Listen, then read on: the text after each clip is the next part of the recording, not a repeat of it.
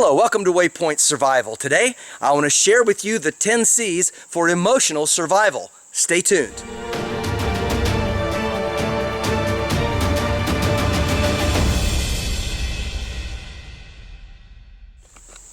So what exactly is emotional survival?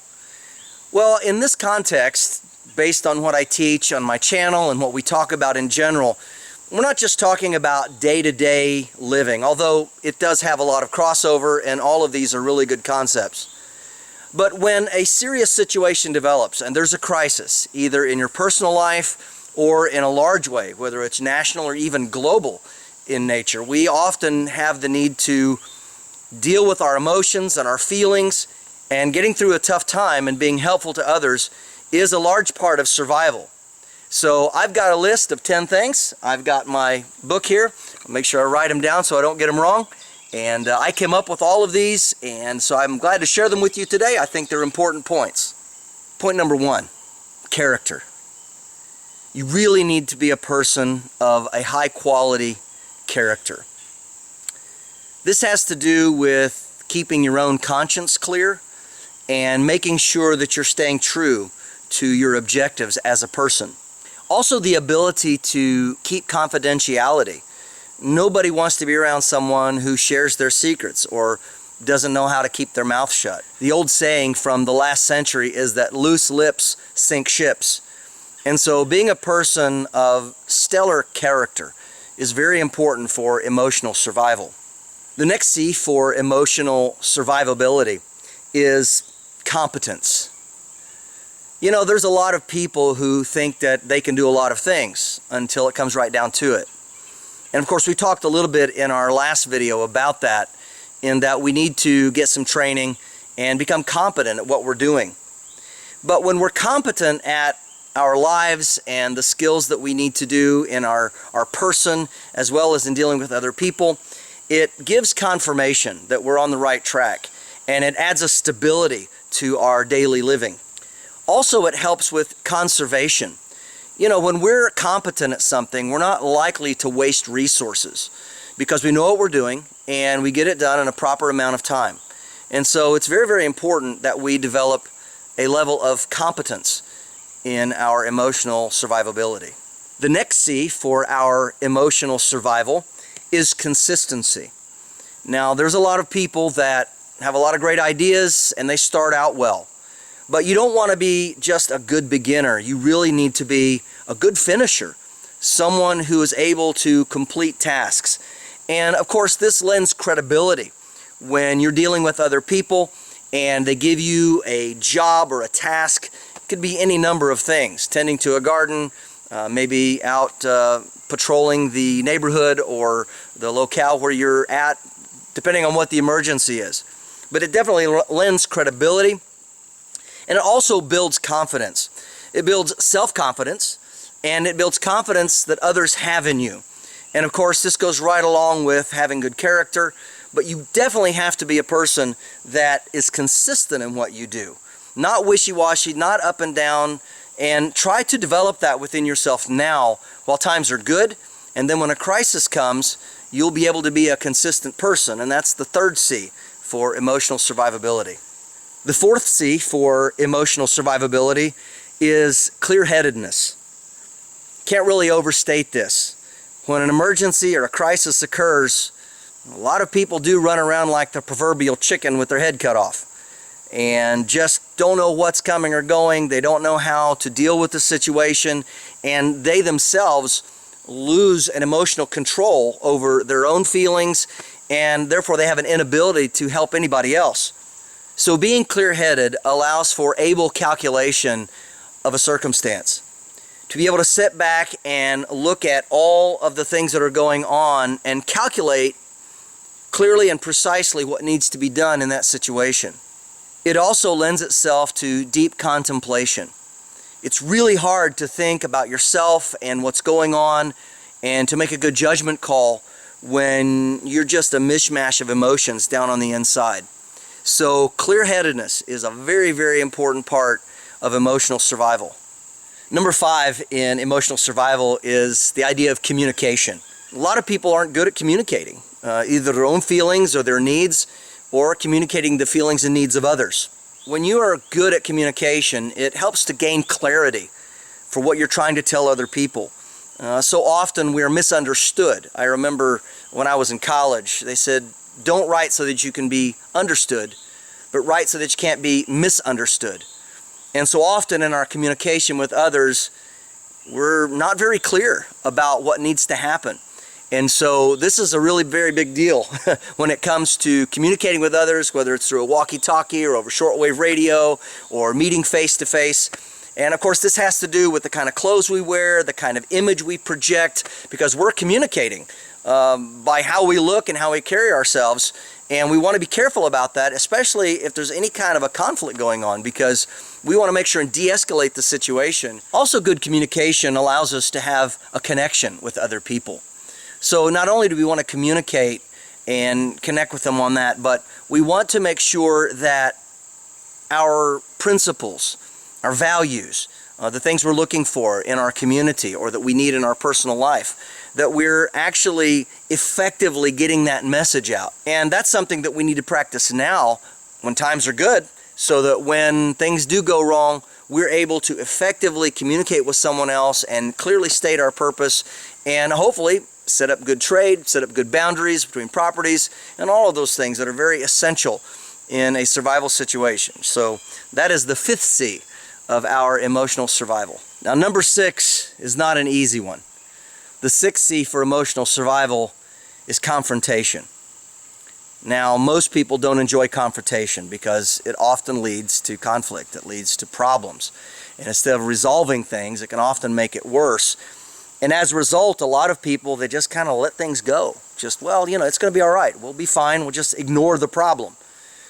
But you need to be able to confront a problem. And having the emotional stability and the emotional strength inside of yourself to allow proper confrontation is a big part of emotional survival, because when we deal with something, then we can solve it.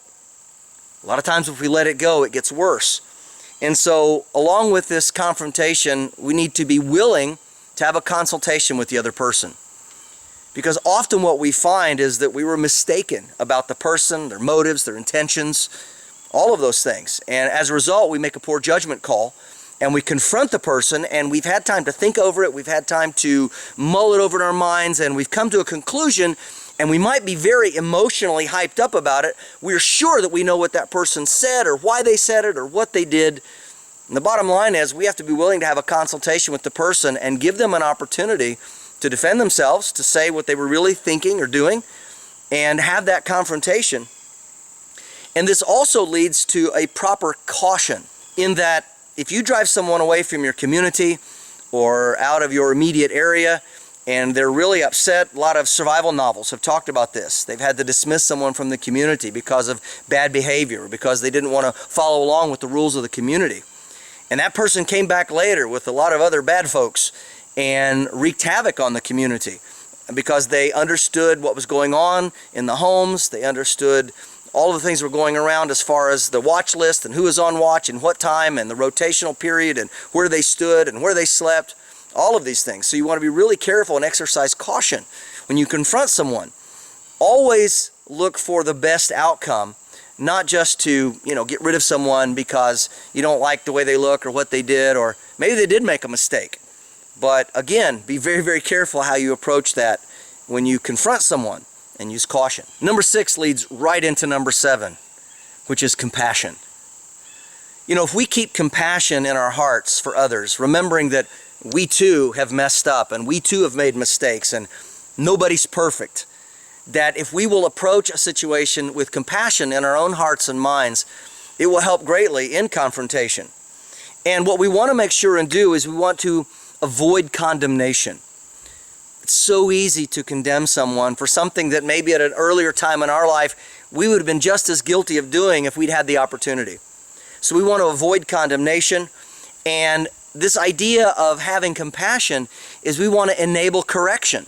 It's so much better to rescue someone out of a bad situation and help them come to a place of repentance and correction in their life and say, I wasn't doing the right thing, or I wasn't thinking right about that, and to change their behavior and maybe become a proper and productive part of the survival community than just to cut them off. And of course, this helps us as well emotionally, because when we have compassion, when we've done everything we can do, there may indeed be times that we have to dismiss someone and we have to cut off that friendship or that relationship.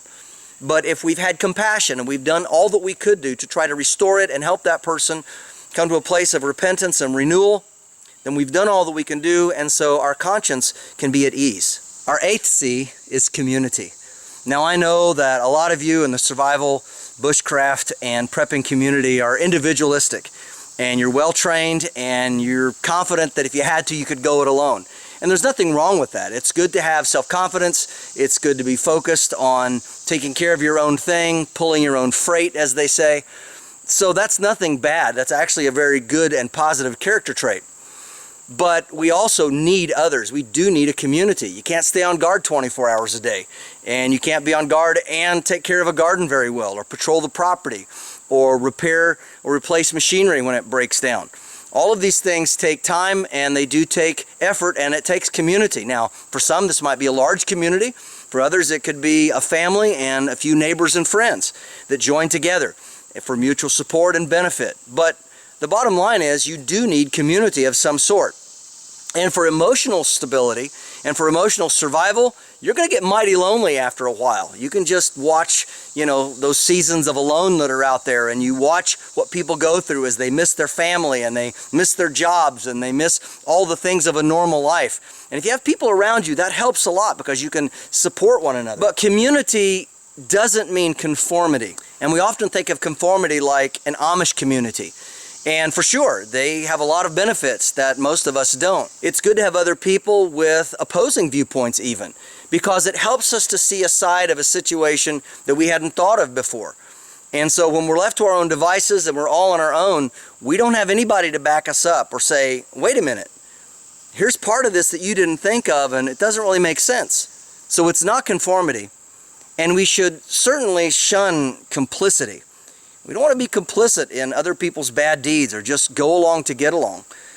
We need to be able to voice our opinions, and we need to be part of a community where liberty and freedom are exercised and encouraged and promoted, because we want to hear other people's viewpoints. We want to hear what they have to say, what they're thinking about it. And sometimes that quiet person that doesn't speak up very much, they often have some really good thoughts on it.